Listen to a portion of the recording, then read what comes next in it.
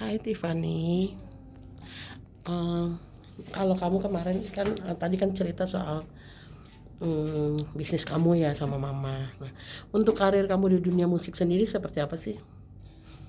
Jadi aku kan memang mengawali karir kan dari 2012 ya secara profesional. Jadi aku memang ikut label gitu. Tapi aku bersyukur banget ya selama bertahun-tahun di label aku mendapatkan banyak pengalaman, habis itu ketemu banyak orang, banyak relasi juga dan pastinya musik-musik yang aku rilis juga aku seneng banget sama hasilnya.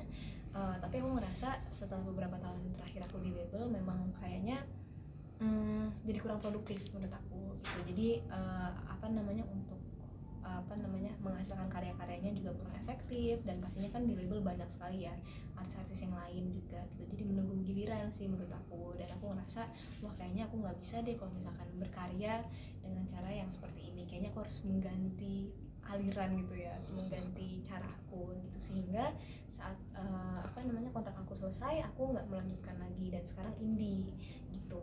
Nah tapi karena eh, apa namanya kesibukan-kesibukan lain juga, karena aku kan semenjak 2017 juga memulai bisnis di clothing line juga, lalu juga sekarang aku mulai terjun langsung juga di Dian Kenang atau Tok Aura, sehingga mungkin fokusnya agak tergeser gitu, atau prioritasnya mungkin agak tergeser gitu, sehingga sekarang bermusik lebih ke hobi juga gitu sih. Sehingga mungkin untuk produktivitasnya terlihat berkurang juga, tapi di balik layar itu sih aku tetap sih workshop, terus habis itu juga berkolaborasi dengan musisi-musisi lain gitu. Tapi kamu artinya memilih mana sih? Instan, cepat naik tapi setelah itu redup, atau flat tapi tetap dikenal orang? Menurut aku tetap milih yang berproses sih gitu. Jadi menurut aku yang instan kan biasanya sebenarnya nggak apa-apa juga sih instan. Menurut aku juga ada beberapa orang gitu yang instan tapi nggak langsung redup gitu kan, cuman itu dari yang apa ya, ibaratnya standar mereka memulai sesuatu itu pastinya lebih tinggi dari yang lain, sehingga untuk mempertahankannya kan lebih sulit gitu. Jadi sebenarnya aku memilih tetap yang berprogres aja sih gitu. Jadi orang-orang tiba-tiba luar aku muncul tiba-tiba, oh ini orang oh hebat nih gitu, sehingga orang-orang mungkin setelahnya juga bisa tahu oh sejarah aku tuh seperti apa, aku membangun karir seperti apa juga gitu. Jadi aku tetap ingin berproses gitu. Tapi kamu bangga nggak sih dengan artinya kan saat ini kan yang merajai penyanyi-penyanyi itu kebanyakan mereka yang berhijab, Oh iya ya. kayak Salma, Idola gitu ya. Nabila, terus Lesti gitu loh. Mereka kan yang berhijab-hijab tuh yang merajai lah dunia musik.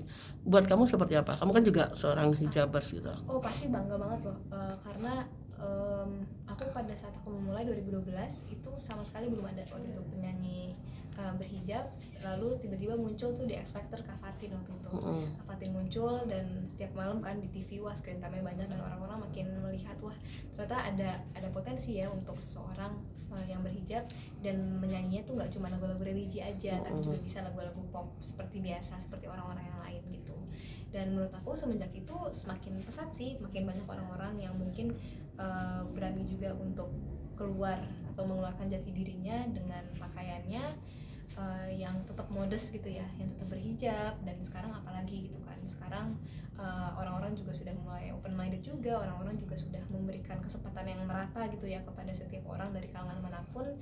Jadi menurut aku bangga banget sih gitu.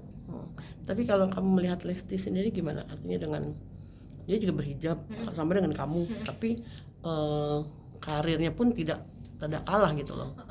Wah menurut aku hebat banget sih pasti gitu kan, apalagi Kales ini memang ditempa dari ajang vokal ya, ajang kompetisi menyanyi gitu ya. Dan aku ngerasanya bangga banget, aku juga melihat juga perjalanannya dari awal tuh seperti apa, lalu sampai sekarang beliau berhijab juga, dan wah fansnya luar biasa loyal gitu ya sama Kalesinya juga. Dan aku ngerasa senang sih mungkin bisa di satu industri yang sama gitu dengan Kalesti. Tapi kamu ini nggak sih, kepengen nggak sih gitu loh? Artinya kan kamu di dua di bisnis juga, di ini juga gitu. Pengen nggak sih? Di apa namanya? Oh pengen sih pasti gitu. Jadi menurut aku untuk menjadi aktif gitu kan pasti butuh suatu apa ya, usaha yang maksimal dan fokus juga gitu. Jadi aku pengen banget sih kalau misalkan bisnis aku juga udah mulai stabil, lalu juga aku juga udah bisa autopilot gitu ya ibaratnya gitu kan. Karena menurut aku bisnis jasa apalagi itu sangat butuh perhatian yang lebih gitu kan, karena kita berhadapan langsung dengan orang-orang banyak gitu ya, sehingga menurut aku juga butuh pengawasan atau supervising yang terus menerus gitu. Dan aku juga pengen sih fokus terus ke musik gitu ya, mulai manggung lagi, habis itu mulai ngeluarin lagu-lagu lagi, atau mungkin bahkan bisa mengeluarkan album. Tapi menurut aku apa ya, langkah orang sih beda-beda sih, jadi mungkin ada yang lambat, ada yang eh, apa namanya biasa aja, tapi yang pasti maju terus gitu. Jadi menurut aku nunggu waktu aja sih sambil ikhtiar juga.